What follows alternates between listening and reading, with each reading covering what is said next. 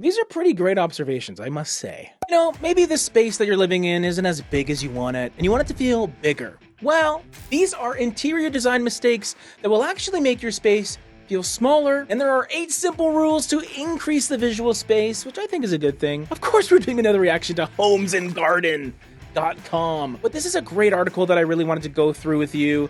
Jennifer Ebert is the author. There's some nice insight that I want to get into, some common misconceptions as well, to hopefully make your space feel bigger than it is. Because imaginary square footage is almost as good as actual square footage, right? Like the video if you enjoy these reactions. So the first is too much furniture and furnishings and things in a room. Now here we're talking about more isn't always more, but also less isn't more either. Let me explain. You don't want to stuff your space with a ton of things and a bunch of couches and chairs, because when it feels cluttered, you lose that openness that larger spaces tend to have. If your space is way too busy and you don't really know what you're looking at, it loses its impact. So one thing that gets touched on here is the idea of a focal point, which I think is a great place to start. Just something in the room that really draws your eye to just give you perspective on the space. A really nice table, a rug, something that's being featured visually in some form or fashion. One thing that will really help you is just think of the practical element behind the space that you're using.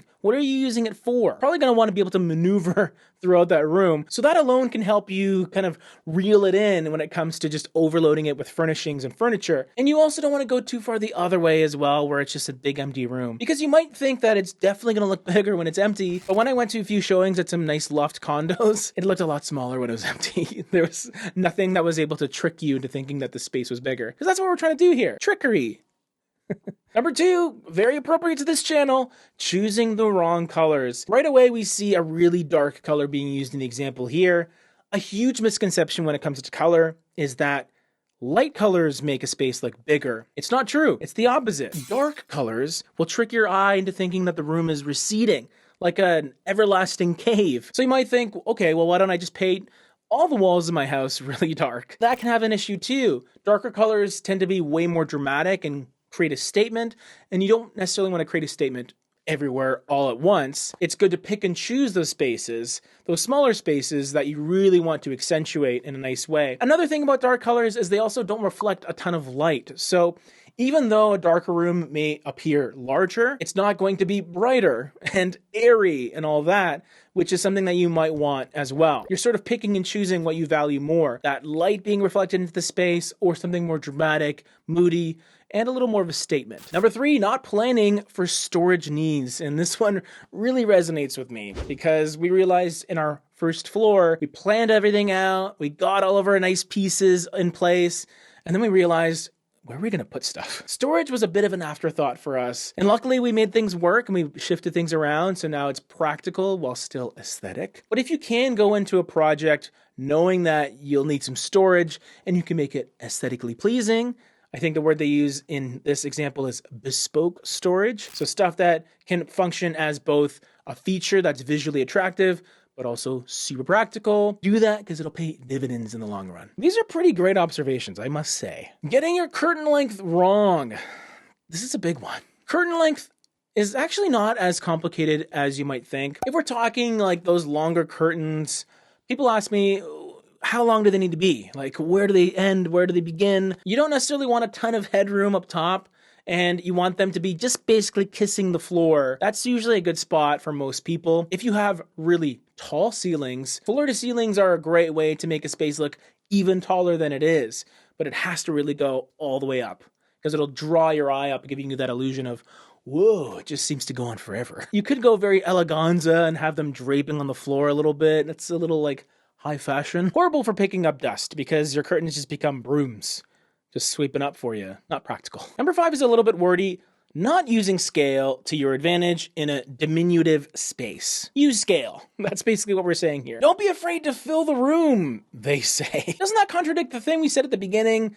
You don't want to fill the room because it's going to be too cluttered. Well, the distinction here is you fill the room visually, not with a bunch of stuff, but maybe a few larger pieces. Don't feel the need to just get dollhouse furniture in your small room. By leveraging that small space with those larger pieces, it will help elevate the space and make it feel a bit bigger, believe it or not. In my last condo, the living area wasn't a massive space at all.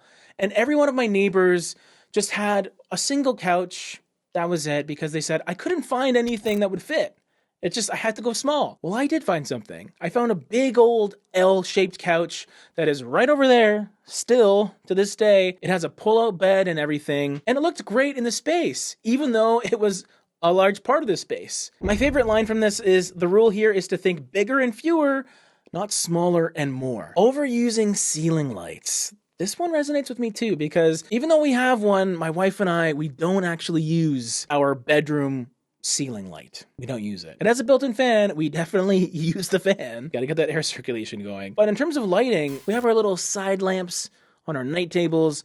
That's usually good. What's great is once you start opening up to the idea of not having to rely on overhead lighting, which is typically the primary light source in many rooms, you can start being very creative with how you use light to add visual dimension and intrigue in the space. You can illuminate certain parts of the room and feature them in really interesting ways.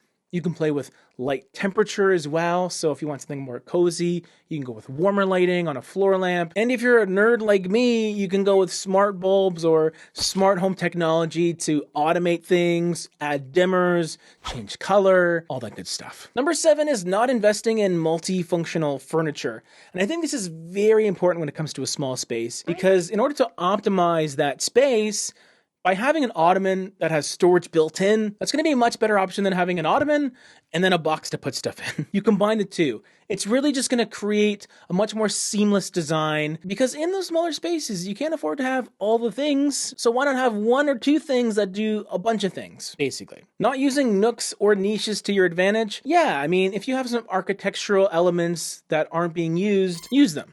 I mean, that's pretty simple. If you have a little cutout, why not put some shelves in that cutout to give you extra storage? Another thing that I ended up doing in my condo, there was one part of the wall that jutted in a bit. I was like, okay, great. Put some shelves in there. Got to store a bunch of cool stuff that I got to show to my friends on a regular basis.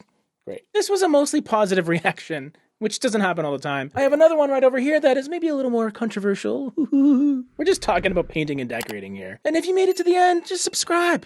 6 videos a week. I do this full time. It's great.